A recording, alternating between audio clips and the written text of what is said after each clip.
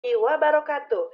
Perkenalkan, nama saya Lala Sutiara SPD dari SMA Negeri 1 Sukaraja, Kabupaten Sukabumi. Pada kesempatan ini, saya akan menampilkan tentang laporan keuangan materi pelajaran ekonomi di kelas 12.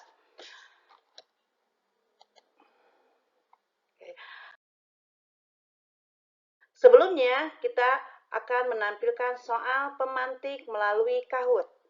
Selanjutnya,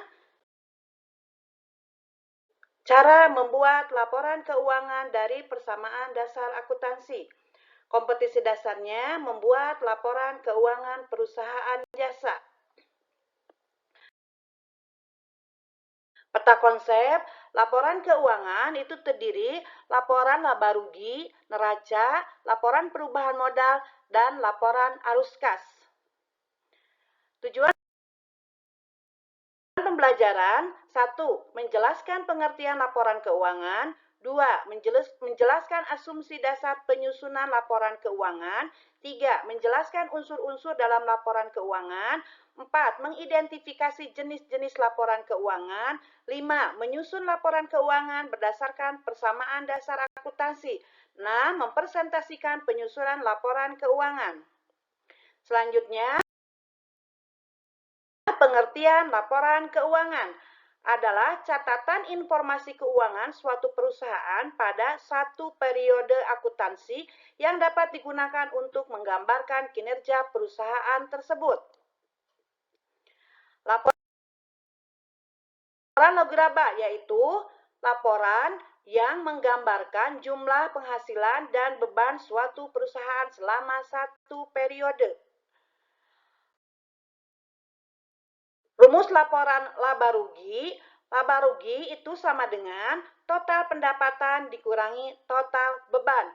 Jika hasilnya positif, maka perusahaan mendapatkan laba. Jika hasilnya kurang, maka perusahaan merugi.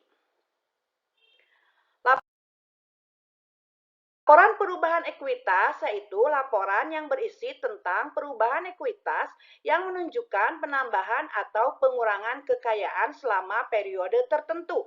Jika perusahaan mengalami laba, maka modal akhir sama dengan modal awal ditambah laba dikurangi prive. Jika perusahaan mengalami rugi, maka modal akhir sama dengan modal awal dikurangi rugi dikurangi prive. Selanjutnya, laporan posisi keuangan atau neraca yaitu laporan yang menggambarkan posisi keuangan baik aset, liabilitas maupun ekuitas suatu perusahaan selama periode tertentu. Rumus neraca, aktiva sama dengan pasiva. Pasiva sama dengan utang ditambah modal. Contoh membuat laporan keuangan. Di sini ada contoh membuat laporan keuangan di mana jumlah harta di sini di bawah kas itu 12.615.000. Sedangkan jumlah piutang itu 50 juta, maaf. Perlengkapan itu 250 juta. Peralatan 1.500.000. Akumulasi penyusutan 50.000. Selanjutnya di sisi kanan utang ditambah modal. Utang usaha itu 1.150.000. Modal 13.415.000. Nah, jika yang tadi itu dituangkan dalam laporan rugi laba, maka pendapatan jasa itu 3.8.550.000.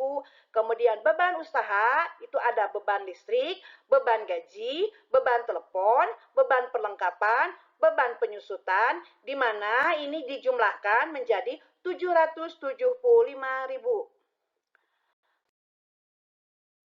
Kemudian laporan perubahan modal, servis sepeda motor DND. Ini modal yang asalnya 10.500.000 dengan laba bersih 3.075.000, maka modal akhir pada Agustus 2020 menjadi 13.475.000.